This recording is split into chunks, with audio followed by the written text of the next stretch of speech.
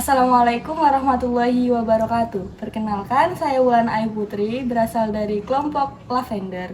Di sini saya akan berdiskusi seputar perempuan di ranah publik dengan narasumber saya. Saya Disnarima Amanda Putri, selaku Ketua Kelompok Lavender, sebagai narasumber pada podcast kali ini.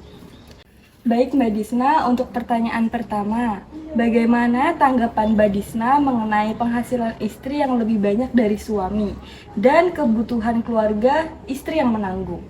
Baik, jadi arti suami yaitu semua uang adalah milik istri. Istri boleh bekerja, tetapi dalam konsep istri bekerja hanya untuk membantu suami. Karena yang bertanggung jawab memberi nafkah yaitu adalah laki-laki. Kalau istri bekerja di rumah, menyetrika, masak, itu adalah tanggung jawab suami sebenarnya. Istri yang bekerja di rumah seharusnya suami berterima kasih. Jika istri mau mencukupi, berarti dia sedang membantu suaminya. Oh, baik. Oke, untuk pertanyaan kedua, apa pandangan Mbak Disna terhadap kesetaraan gender atau peran dan hak perempuan dalam hubungan pernikahan?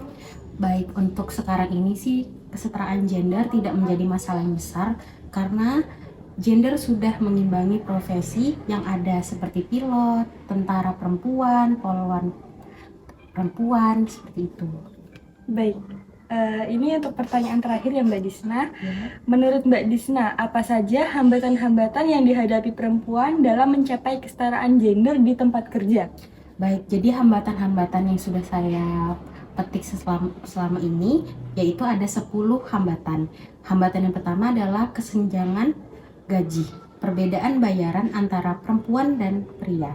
Yang kedua, tingkat kenaikan jabatan yang rendah, kesulitan naik ke posisi manajerial atau eksekutif. Yang ketiga, pertentangan peran, ekspektasi terkait peran ganda sebagai pekerja dan pemimpin keluarga. Yang keempat, ada diskriminasi dan stereotip, perlakuan tidak adil dan stereotip gender.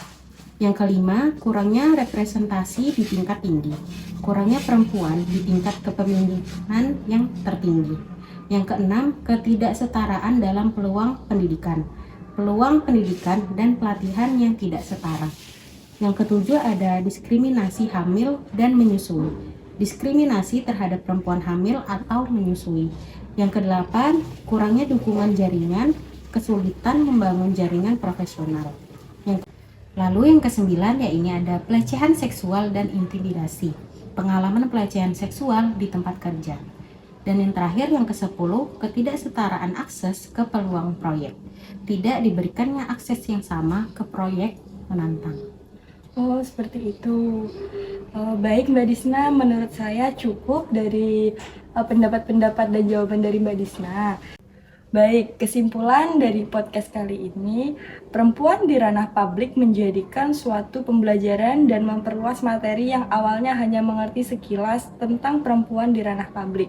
Penyampaian jawaban dari Mbak Disna itu membuat pendengar semakin berpikir luas tentang bagaimana dan mengapa perempuan sangat berperan penting.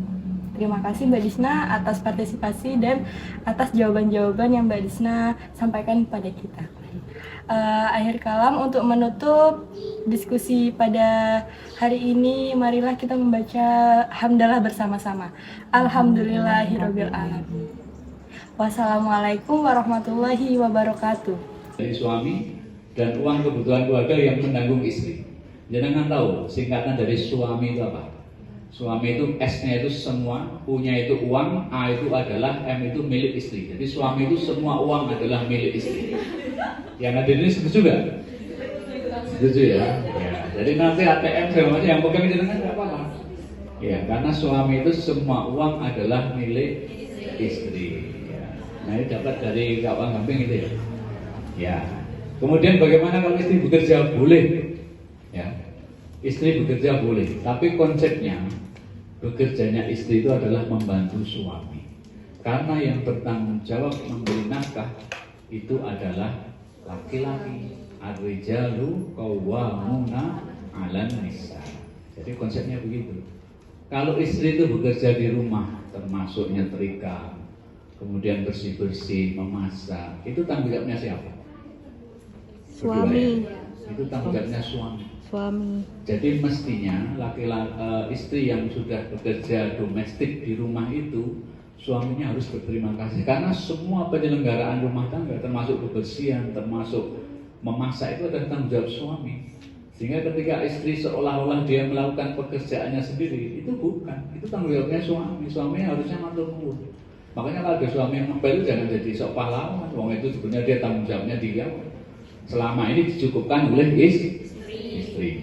Ini saya bicara ini karena yang hadir ini perempuan semua. Enggak, tapi memang begitu. Artinya begitu. Duduk perkaranya begitu. Artinya, mestinya semua penyelenggaraan rumah tangga, termasuk kebersihan, ngepel, masak segala itu tanggung jawab suami. Jadi kalau istri mau mencukupkan, berarti dia membantu suaminya. Ya. Besok disampaikan ke